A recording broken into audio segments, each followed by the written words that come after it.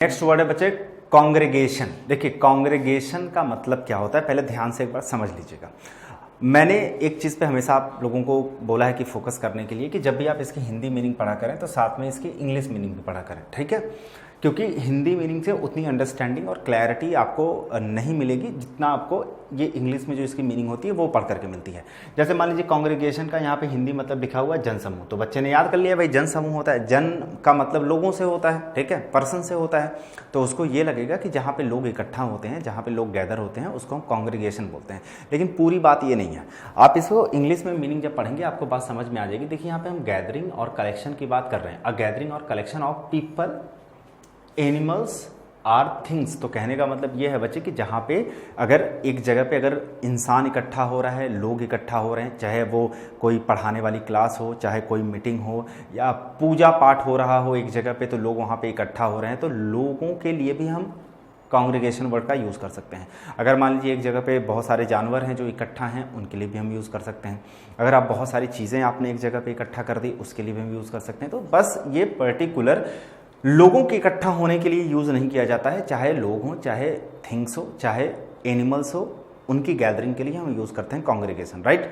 अब जैसे यहाँ पे देखिए a group of people assembled for religious worship. अभी जैसा कि मैंने बताया कि अगर किसी तरह की कोई धार्मिक पूजा वगैरह होती है तो वहाँ पे बहुत सारे लोग इकट्ठा हो जाते हैं, उनके लिए हम कॉन्ग्रेगेशन शब्द का प्रयोग करते हैं, राइट। अब देखिए इसके सिमिलर वर्ड्स के अंदर क्या क्या पूछा जा सकता है, आप उस पर थोड़ा सा ध्यान दीजिए। जैसे देखिए क्या है, एक वर्ड है बच्चे, इसके सिमिलर वर्ड में मीटिंग भी दे सकता है, जैसे कॉन्ग्रेगेशन दे दिया, ऑप्शन में मीटिंग भी दे सकता है, राइट। उसके साथ देखिए मीटिंग के साथ क्या क्या दे सकता है, जैसे गैदरिंग, गैदरिंग के साथ दे सकता है असेंबली, असेंबली के साथ एक वर्ड है जी थ्रॉन्ग, थ्रॉन्ग के साथ कनक्लेव, और कनक्लेव के साथ वर्ड है बच्चे कॉन्वोकेशन, कॉन्वोकेशन।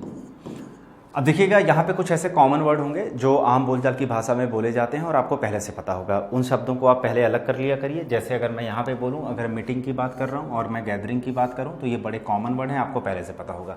और साथ में असेंबली भी, असेंबली आप कई बार सुनने को आपको मिला होगा, ठीक है। यहाँ पर जो आपको मेहनत करने की ज़रूरत है, सिर्फ 3 शब्दों पर करने की ज़रूरत है, एक थ्रॉन्ग पे, कॉन्क्लेव पे, कॉन्वोकेशन पे, अगर आपको नहीं आता है, ठीक है। तो थ्रॉन्ग, कॉन्क्लेव और कॉन्वोकेशन, जिनका मतलब होता है गैदरिंग, जिनका मतलब होता है कॉन्ग्रेगेशन। क्लियर हुई बात। अब आते हैं बच्चे इसके अपोजिट वर्ड पे। अगर मैं इसके अपोजिट वर्ड की बात करूं तो अगर ये इकट्ठा होने की बात कर रहा है तो ऑब्वियस सी बात है उसका उल्टा क्या होगा, अलग करने की बात करेगा, यानी डिवीज़न। डिवीज़न के साथ अगर हम लोग बात करें तो भाई सेपरेशन, ठीक है, डिवीज़न हो गया और सेपरेशन हो गया, यानी अलगाव। बात यहाँ इकट्ठा होने की हो रही, यहाँ पे अलगाव की हो रही, डन है।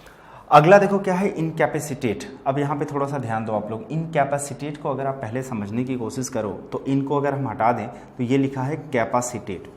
ये जो शब्द बना है बच्चे वो बना है कैपेसिटी वर्ड से। कैपेसिटी आपने पढ़ा, कैपेसिटी मतलब होता है क्षमता, ठीक है। अगर हमने यहाँ पे प्रेफिक्स कर दिया इनकैपेसिटेट तो ये बता रहा है कि भाई जो इंसान असक्षम है, ठीक है, जिनके अंदर क्षमता नहीं है कोई चीज़ परफॉर्म करने की या फंक्शन करने की, या वो अपाहिज हैं, इनके लिए हम प्रयोग करते हैं। इंग्लिश में आप देखें तो इसकी जो मीनिंग लिखी prevent from functioning in normal way. एक ऐसा इंसान जो नॉर्मल वे में किसी चीज़ को परफॉर्म नहीं कर सकता, फंक्शन नहीं कर सकता, उसको हम लोग क्या बोलते हैं, इनकैपेसिटेट बोलते हैं। डन। अब देखो बच्चे इसका सिनोनिम क्या पूछा जा सकता है। जैसे ये इनकैपेसिटेट है, इनकैपेसिटेट का ऑप्शन में क्रिपल दे सकता है। क्रिपल के साथ अगर यहाँ पे पूछा जाए तो भाई डिसेबल दे सकता है। डिसेबल के साथ यहाँ पे वीकेन दे सकता है, वीक से बना हुआ है, वीकेन यानी कमज़ोर। उसके साथ अगर हम लोग बात करें डिसेबल, आपको पहले से पता होगा, लेम, ठीक है। लेम के बाद अगर बच्चे बात करते हैं तो एक वर्ड है आपका प्रोस्ट्रेट, ठीक है। अब यहाँ पे भी आपको बिल्कुल स्ट्रेस या लोड लेने की ज़रूरत नहीं है कि सर इतने सिमिलर वर्ड को कैसे याद करना है। अगर आप ध्यान से देखें और अपना स्मार्ट अप्रोच थोड़ा सा अगर आप यहाँ पे उस हिसाब से सोचने की कोशिश करें तो बच्चे क्रिपल वर्ड बड़ा कॉमन है, पहले से पता होगा। डिसेबल सबको पता है, वीक से वीकेन बना है, लेम ये तो आप लोग को पता है। तो यहाँ पे अगर एक ही वर्ड तो आपको दिख रहा है प्रोस्ट्रेट, ये भी बहुत सारे लोग को पहले से पता होगा, लेकिन जिन बच्चों को नहीं पता भी है तो ये तो खैर याद एक तो आप कर ही सकते हो ना कि कभी इनकैपेसिटेट दे दिया तो इनकैपेसिटेट का जो सिमिलर वर्ड है प्रोस्ट्रेट, बाकी तो आपको याद है पहले से ना, डिसेबल, वीकेन, लेम और क्रिपल, ठीक है। अब आते हैं इसके हम एंटेनिम पे, ठीक है। अब अगर इसका अपोजिट वर्ड पूछेगा तो इसका अपोजिट वर्ड क्या पूछ सकता है। देखिए अपोजिट वर्ड में तो एक हम ये लिख सकते हैं भाई रोबस्ट, ठीक है।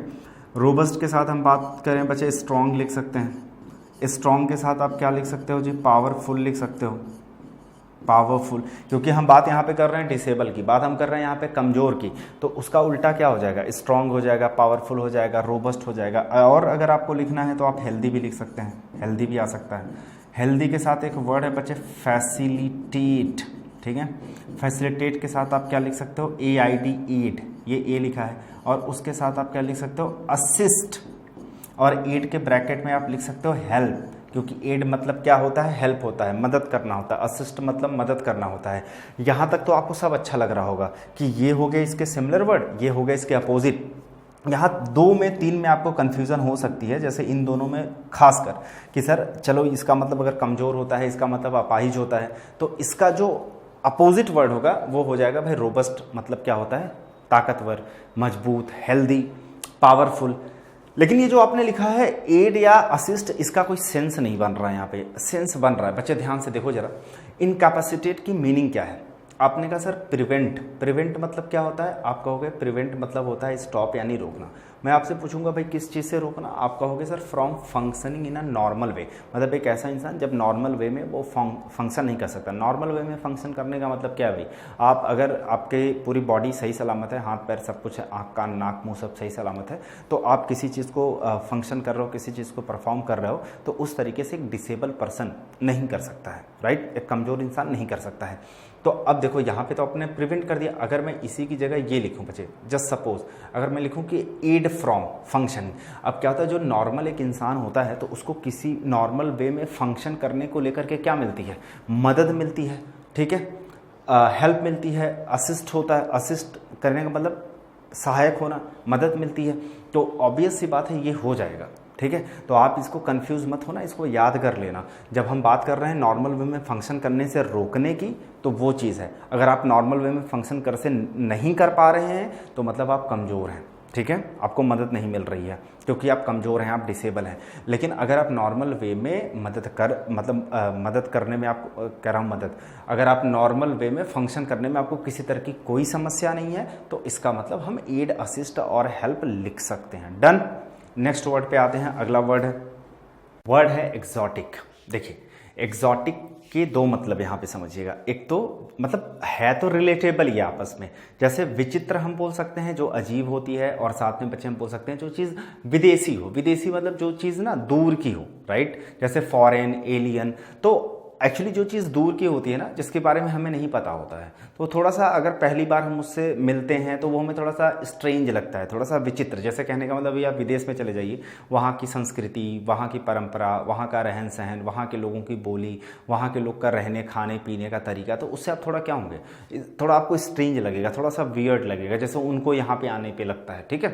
तो आपने ये ध्यान देना है कि इसके लिए हम विचित्र या विदेशी हम एग्जॉटिक को बोल सकते हैं। जैसे कि लिखा है कि originating in are characteristic of a distant foreign country, right. तो स्ट्रेंज भी आ सकता है सिमिलर वर्ड में, वियर्ड भी पूछ सकता है, और ध्यान देना बच्चे एलियन पूछ सकता है। एलियन के साथ एक वर्ड है जी बिजार, इसको कुछ लोग बिजेयर पढ़ते हैं पर बिजेयर नहीं था, दैट इज बिजार। उसके साथ एक वर्ड आपको ध्यान देना है पेक्यूलियर, पेक्यूलियर। अब यहाँ पे अगर मैं आपसे बोलूँ कि किन शब्दों पे आपको ज़्यादा जोर देने की ज़रूरत है, तो ये 3 पे तो भाई देने की ज़रूरत ही नहीं है, 3 बोल रहा हूँ, बाकी ऊपर के 2, तो ये 2 तो आपको पहले से ही पता होंगे, एलियन और स्ट्रेंज, ठीक है। आप लिखना चाहें तो वियर्ड भी लिख सकते हैं, आप लिखना चाहें तो फॉरेन भी लिख सकते हैं। मैं इसलिए नहीं लिख रहा हूँ क्योंकि वो बड़े कॉमन वर्ड हैं, आपको पता है। तो ये शब्द पे आप ध्यान दीजिएगा, बिजार में बोलूँ और पिक्यूलियर बोलूँ, तो ये शब्द बच्चे आप लोग को पहले से ही पता होनी चाहिए जब आप एग्जामिनेशन के अंदर बैठे हैं, ठीक है। तो इसमें आपको कभी गलती करनी नहीं है क्योंकि ये कॉमन वर्ड इतने नहीं है और लोग भूल भी जाते हैं इनको पढ़ने के बाद। फिर भी एलियन स्ट्रेंज उनको याद रह जाएगा, लेकिन ये भूल जाते हैं, तो इनको 3-4 बार रिवाइज करके जाना। और अच्छा मैं बोलूँ कि भाई इसका अपोजिट क्या हो जाएगा, तो इसका अपोजिट बच्चे एक तो नेटिव हो जाएगा, क्योंकि हम यहाँ पे विदेशी बात कर रहे हैं, दूर की बात कर रहे हैं, तो नेटिव मतलब स्थानीय होता है, ठीक है। नेटिव के साथ हम यहाँ पे एक वर्ड लिख सकते हैं मंडेन, इसको भी ध्यान देना। मंडेन के साथ एक वर्ड लिख लेना यहाँ पे फैमिलियर, ठीक है। तो फैमिलियर हो गया, मंडेन हो गया, नेटिव हो गया, ये इसका अपोजिट वर्ड हो जाएगा। और bizarre, peculiar, alien, strange, weird, foreign, ये इसका सिमिलर वर्ड हो जाएगा। अब बात करते हैं जी फिलैंथ्रोपिस्ट, पहले भी डिस्कस हो चुका है, बहुत ही प्यारा शब्द है। और साथ में एक चीज़ आपको ध्यान देनी है कि इसकी स्पेलिंग पता होनी चाहिए। PHILANTHROPIST,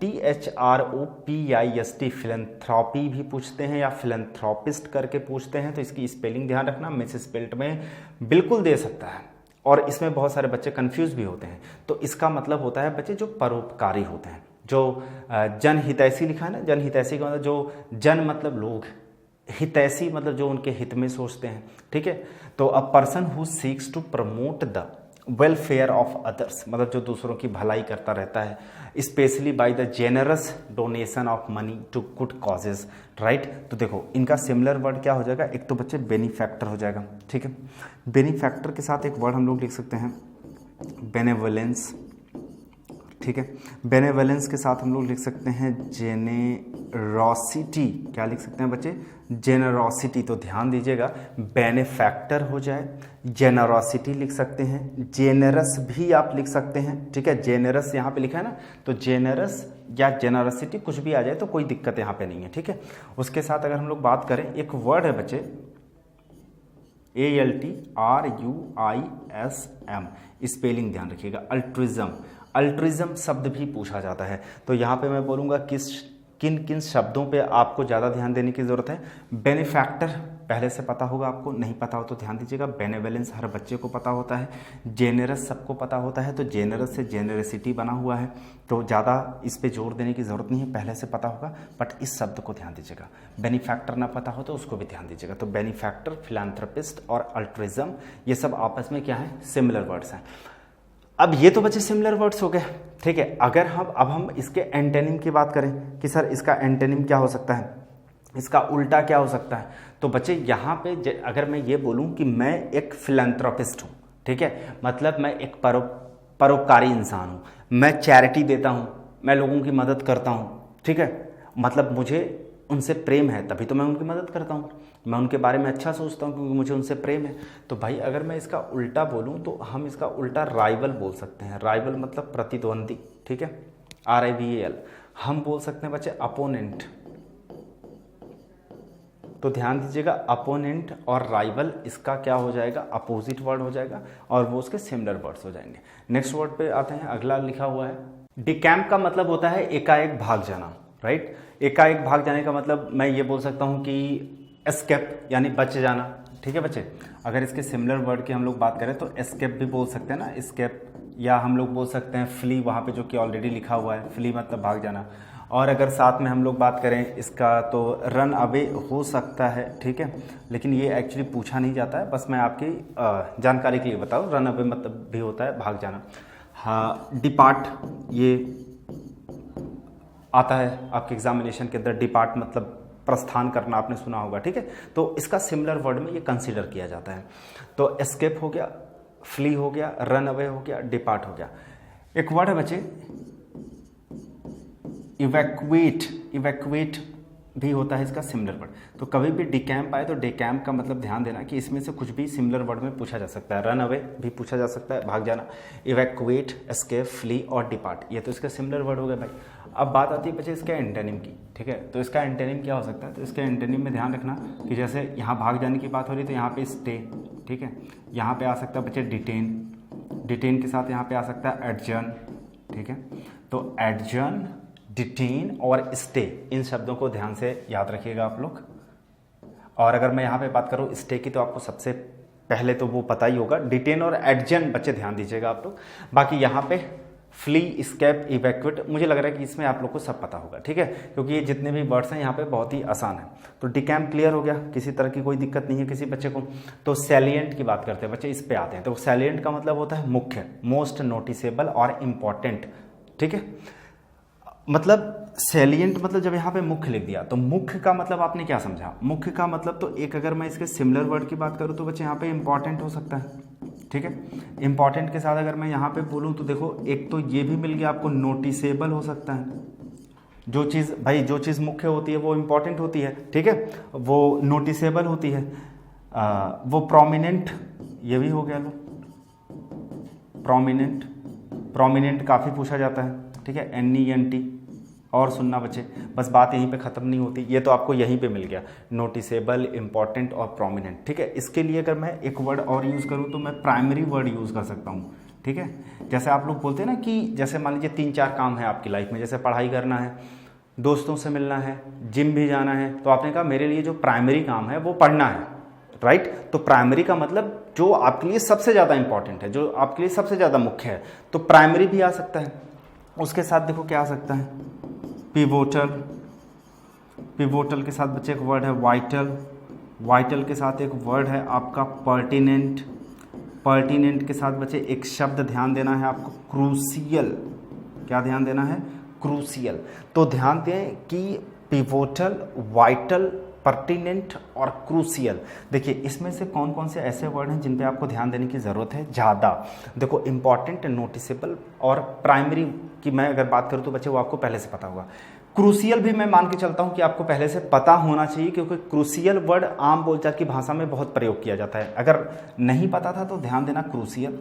पर्टिनेंट ध्यान दीजिएगा, ये 2018 एमटीएस के अंदर पूछा गया था, ठीक है। साथ में बच्चे वाइटल और पिवोटल, इन शब्दों को आपको ध्यान देना है कि ये सब क्या होते हैं, सेलिएंट के सिमिलर वर्ड्स होते हैं, ठीक है। अब अगर मैं बात करता हूँ इसके अपोजिट की, ये तो हो गया आपके सिनोनिम सारे के सारे। अगर मैं बच्चे इसके एंटोनिम की बात करूँ तो इसका एंटोनिम एक तो ये हो जाएगा नेग्लिजेंट, ठीक है, ये लिख लीजिएगा, नेग्लिजेंट लिख सकते हैं। और मैं एक बोल देता हूँ अनइम्प्रेसिव, अनइम्प्रेसिव। और एक वर्ड आप लिखना चाहें तो बच्चे इनसिग्निफिकेंट लिख सकते हैं, ठीक है, इनसिग्निफिकेंट। तो कभी अपोजिट पूछेगा यही देगा, या तो अनइम्प्रेसिव दे देगा, या तो इनसिग्निफिकेंट दे देगा, या तो नेग्लिजिबल दे दे, या तो नेग्लिजेंट दे दे।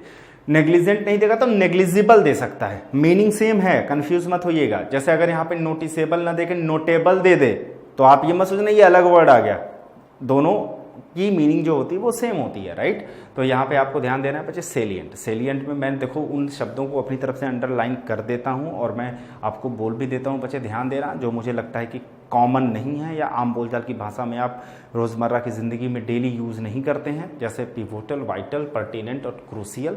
बाकी ऊपर की मैं बात करूँ तो प्रोमिनेंट, यहाँ पे देखिए, अगर वैसे तो प्रोमिनेंट वर्ड लोग बोलते हैं, जैसे ऐप्स नहीं है किसी के तो कहते हैं यार तुम्हारे ऐप्स ना बहुत प्रोमिनेंट है। प्रोमिनेंट का मतलब एकदम उभर के आ रहे हैं, ठीक है, एकदम नोटिस हो रहा है कि देख करके हाँ यार बहुत सही है, राइट। तो इसके लिए भी हम प्रोमिनेंट यूज़ करते हैं, क्लियर। तो इसको ध्यान रखना बच्चे। तो नेक्स्ट वर्ड है अबिस्मल। देखो बच्चे अबिस्मल का क्या मतलब होता है, अबिस्मल के 2 मीनिंग होते हैं और दोनों मीनिंग यहाँ पे लिखिए, एक बहुत बुरा होता है, एक बहुत गहरा होता है, very deep and very bad, right. लेकिन वो जो सिनोनिम लिखा गया है ना वो किसी एक का लिखा गया है, मैं आपको डिटेल में समझाता हूँ, आप टेंशन मत लो। देखो अबिस्मल का एक मीनिंग होता है वेरी बैड यानी बहुत बुरा, और एक होता है आपका डीप, और दोनों ही सेंस में आपका एग्जामिनेशन आपसे क्वेश्चन पूछता है। अगर बच्चे कभी मान लीजिए वो वेरी बैड के रेफरेंस में जब भी पूछेगा, ठीक है, अबिस्मल का तो दोनों मतलब होता है, गहरा भी होता है और बहुत बुरा भी होता है, ठीक है। अगर वो इस रेफरेंस में आपसे क्वेश्चन पूछेगा तो आपके ऑप्शन में देखिए क्या क्या दे सकता है। जैसे ऑफुल देगा, मतलब बहुत बुरा, मतलब जो चीज़ बहुत डरावनी हो, ठीक है, बहुत बुरी हो, बेकार हो, ऑफुल हो गया, ओफुल हो गया, ड्रेडफुल हो गया, ठीक है। उसके साथ आप टेरिबल लिख सकते हैं, टेरिबल के साथ आप ATROCIOUS, एट्रोसियस। तो atrocious, terrible, dreadful, awful, awful. अगर ये वेरी बैड के रेफरेंस में पूछता है तो, अगर ये डीप के रेफरेंस में पूछता है तो देखो वो जो लिखा हुआ है बॉटमलेस, बॉटमलेस, और ये डीप खुद इसका सिनोनिम हो जाएगा, ठीक है। तो वहां पे जो बॉटमलेस लिखा था ना, तो आपको ये समझ में नहीं आएगा ऐसे पढ़ के इसको कि भाई वो किस रेफरेंस में लिखा है। तो अभी क्लियर हो गया होगा कि अगर वेरी बैड के रेफरेंस में लिखेगा तो ये सिमिलर वर्ड्स होंगे, अगर डीप के रेफरेंस में लिखेगा तो ये सिमिलर वर्ड होंगे, राइट। तो ये इसका सिनोनिम हो गए। अच्छा, एंटोनिम की बात करें तो बच्चा एंटोनिम इसका एक हो सकता है आपका मार्वेलस, सुपर्ब और स्प्लेंडिड, क्योंकि यहाँ पे देखो बात हो रही है किस चीज़ की, डरावना, बुरा, बेकार, ठीक है। तो इसका क्या हो जाएगा, मार्वेलस हो जाएगा, सुपर्ब हो जाएगा, स्प्लेंडिड मतलब शानदार, बेहतरीन, जबरदस्त, ठीक है। अब आते हैं कंजर्वेशन पे। देखो कंजर्वेशन का मतलब होता है संरक्षण करना। संरक्षण करने का मतलब किसी चीज़ को प्रोटेक्ट करना, रक्षा करना उसकी। The action of conserving something, जैसा कि क्या हो जाएगा यहाँ पे प्रिजर्वेशन हो जाएगा, ठीक है, इसका सिमिलर वर्ड कंजर्वेशन का प्रिजर्वेशन हो जाएगा। और क्या हो सकता है, सेल्वेशन हो सकता है, और प्रोटेक्शन, और क्या लिख सकते हैं, गार्डिंग, GUARDING, गार्डिंग। और क्या लिख सकते हैं बच्चे, सुपरविजन, सुपरविजन। अब एक चीज़ आप देखो यहाँ पे, इसमें से ऐसा क्या है जो आपको नहीं आता है। अगर मैं एक बार को देखूं तो देखो, प्रोटेक्शन हर बच्चे को पता होगा, गार्डिंग हर बच्चे को पता होगा। तो बच्चे देखो इसमें कंजर्वेशन, ठीक है, मैं तो ये नहीं बोलूँगा बहुत डिफिकल्ट है, फिर भी तुम इसको ध्यान रखना अगर नहीं पता हो। प्रिजर्वेशन ध्यान रखना, और साथ में सैल्वेशन ध्यान रखना, और सुपरविजन ध्यान रखना, ठीक है। वैसे प्रोटेक्शन और मैं गार्ड की बात करूँ तो प्रोटेक्शन और गार्ड वो सबको पता होता है, ठीक है। अब बच्चे यहाँ पे हम अगर बात करते हैं इसके एंटोनिम की, क्या इसका एंटोनिम हो सकता है, ठीक है।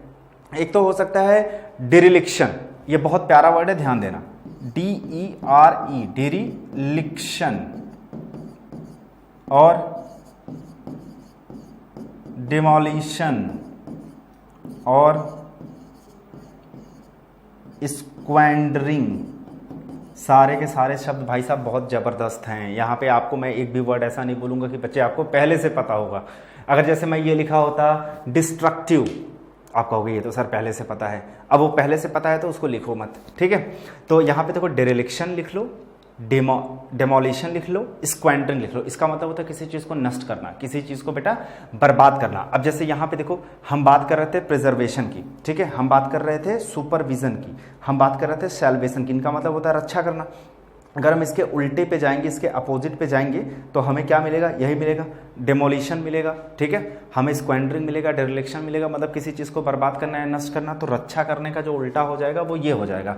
और अगर कभी मान लो एग्जामिनेशन में डिरेलिक्शन दे दिया और पूछा कि भाई उसका सिमिलर वर्ड क्या होगा, तो देखो डेमोलिशन या स्क्वैंडरिंग हो सकता है, स्क्वैंडर दे दिया तो ये हो सकता है, या डिस्ट्रक्शन भी आ सकता है। ध्यान देना बच्चे, इसको भी लिख लेना, डिस्ट्रक्शन भी आ सकता है। तो ये तीनों के तीनों वर्ड बहुत ही इंपॉर्टेंट हैं, ये सबको याद होने चाहिए। मैं दोबारा बोल रहा हूँ, तिबारा बोल रहा हूँ, इसको मैं अंडरलाइन भी कर रहा हूँ। तो आप लोग अपने नोट्स में स्टार बना के इसको मार्क करके रखिएगा, ये भूलना नहीं है आप लोग को, ठीक है। तो बढ़ते हैं नेक्स्ट वर्ड की तरफ। अगला वर्ड है बच्चे हमारे सामने फ्लेयर का मतलब होता है बच्चे विशिष्ट योग्यता, ठीक है। स्पेशल और इंस्टिंक्टिव एप्टीट्यूड और ability for doing something well. यानी देखिए सिंपल सी बात है, आपको समझ में आ गया होगा। सीधे सीधे आप ये समझो कि इसका मतलब होता है योग्यता यानी टैलेंट। तो आप यहाँ पे देखो क्या क्या लिख सकते हो, या तो आप टैलेंट लिखो, ठीक है, आप यहाँ पे एबिलिटी लिख सकते हैं, एजिलिटी लिख सकते हो आप, और क्या एप्टीट्यूड लिख सकते हैं आप, एप्टीट्यूड, KNACK, नैक, ध्यान दीजिएगा, नैक।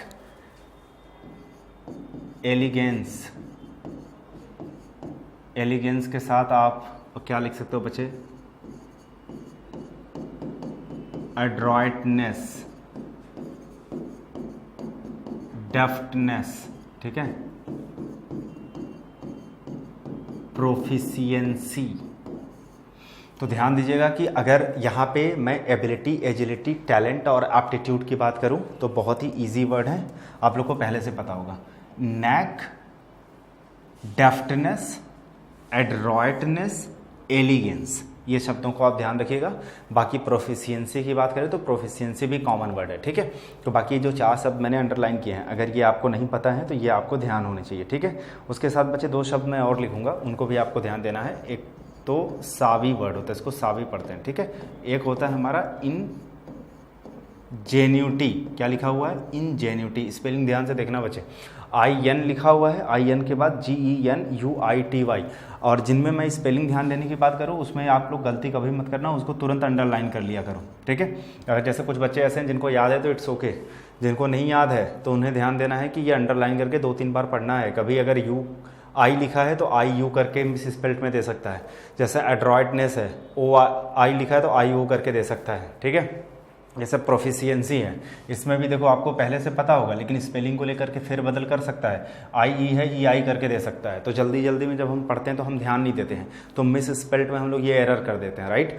तो जब भी आप वर्ड्स को पढ़ो ना, तो मिस स्पेल्ट जो अलग से एक सेक्शन आता है आपके एग्जामिनेशन के अंदर, क्वेश्चन पूछता है, तो उसको अलग से तैयार करने की ज़रूरत नहीं है। अगर जब भी आप वर्ड सीरीज पढ़ रहे हो, सिनोनिम एंटोनिम पढ़ रहे हैं, तो उसी वर्ड जब आप याद करते हैं, रिवीजन करते हैं, उसी के दौरान जो डिफ़िकल्ट वर्ड्स मिले अंडरलाइन करते फटाफट चले जाओ, ठीक है। जो ऐसे तुम्हें लग रहे हैं, और उनको 3-4 बार पढ़ लो कि भाई आई के बाद ई आता है, ठीक है। उसी तरीके से यहाँ पे यू के बाद आई आता है, यहाँ पे ओ के बाद आई आता है। तो वो वाला जो मिस स्पेल्ट का सेक्शन है ना, आप इसके साथ अपना तैयार करते चलोगे, राइट। अब बात आती है सर, ये तो हो गए फ्लेयर के सिनोनिम। अगर मैं इसके एंटोनिम की बात करूँ तो एंटोनिम क्या हो जाएगा बच्चा? एंटोनिम इसका सिंपल है, इनएबिलिटी, ठीक है। अगर हम उधर योग्यता की बात कर रहे हैं तो इधर हम बात करेंगे इनएबिलिटी की, ठीक है। इनएबिलिटी के साथ और क्या लिख सकते हैं? लैक लिख सकते हैं। लैक मतलब अभाव होता है। डिसइंक्लाइनेशन लिख सकते हैं, ठीक है। ये उसके साथ हम लिखना चाहें तो बच्चे इग्नोरेंस लिख सकते हैं, ठीक है। तो इग्नोरेंस हो गया, डिसइंक्लाइनेशन हो गया, लैक हो गया और इनएबिलिटी हो गया। ये हो गया इसके अपोजिट वर्ड्स। और ये जो ऊपर लिखे गए थे, यहाँ से लेकर के यहाँ तक बच्चे पूरे के पूरे इसके क्या हो गए? Similar words, right. अब आते हैं यार्ड स्टिक। देखो ये जो हमने यहाँ पे फ्लेयर वर्ड आया है, तो इसके जो हमने कुछ सिमिलर वर्ड्स यहाँ पे लिखवाए हैं, एड्रॉइटनेस, डेफ्टनेस, प्रोफिशिएंसी, सावी, इंजेन्यूटी, साथ में नेक, एबिलिटी और एजिलिटी। पहले भी आपके साथ डिस्कस कर चुका हूँ। एक शब्द मैंने आपके साथ डिस्कस किया था, नेक, ऑलरेडी आपके एग्जामिनेशन में क्वेश्चन पूछ चुका है। तो नेक का जब मैं सिनोनिम बता रहा था, ये सारी चीज़ें मैंने आपको बताई थी। तो देखो अब वहाँ पे फ्लेयर आ गया, तो ऑब्वियस सी बात है यही सब इसके सिनोनिम हो गए। तो मैंने आपको क्या कहा था? आपको 15 से 20 दिन मेरे साथ मेहनत करने की ज़रूरत है, उसके बाद आप देखोगे सारे के सारे वर्ड्स आपको रिपीटेड मिलेंगे, राइट। अब जैसे देखो बच्चे, यहाँ पे यार्ड स्टिक हम लोग पहले भी डिस्कस कर चुके हैं, लेकिन एग्जामिनेशन में बार बार पूछा जाता है भाई यार्ड स्टिक को लेकर के, ठीक है। तो यहाँ पे देखो क्या हो जाएगा, एक तो यार्ड स्टिक का हो जाएगा स्टैंडर्ड। इसका मतलब होता क्या है पहले बता चुका हूं मैं, मानदंड होता है, ठीक है। Standard used for comparison. तो एक मतलब जैसे अगर जब आप किसी की तुलना करते हैं, ठीक है, तो भाई उसका एक मापदंड होता है कि हमारा ये स्टैंडर्ड भैया, हम इसके नीचे एक्सेप्ट नहीं कर सकते, ठीक है।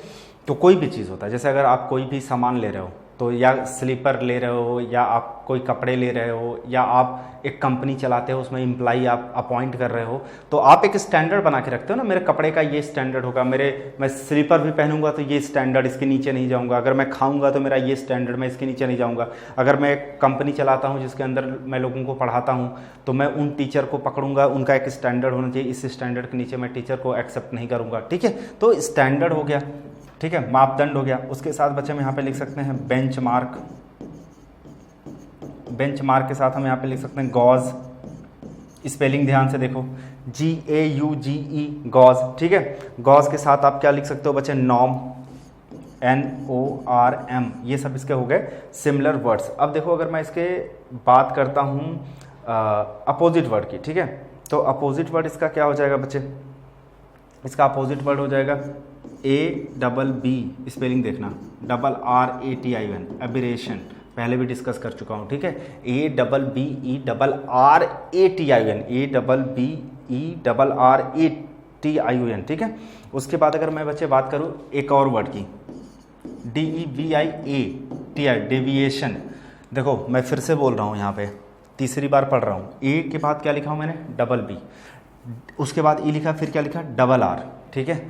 तो यहाँ ध्यान देना बच्चे, EBBERRATION,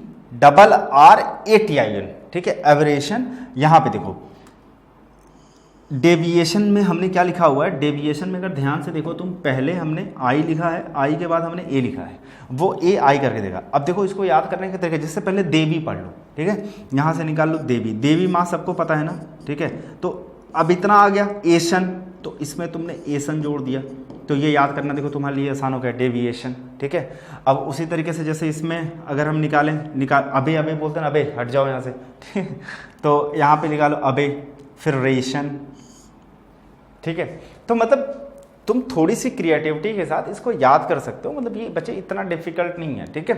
तो इसी तरीके से अपना रिवीजन करते रहो, पढ़ते रहो, और जो मैं अंडरलाइन कर देता हूँ उनको अच्छे से रिवीजन किया करो। और रिवीजन करने के साथ ये मिट कैसे किया भाई? ये बेंच मार्क लिखा था, ठीक है बच्चे, ये बेंच मार्क था।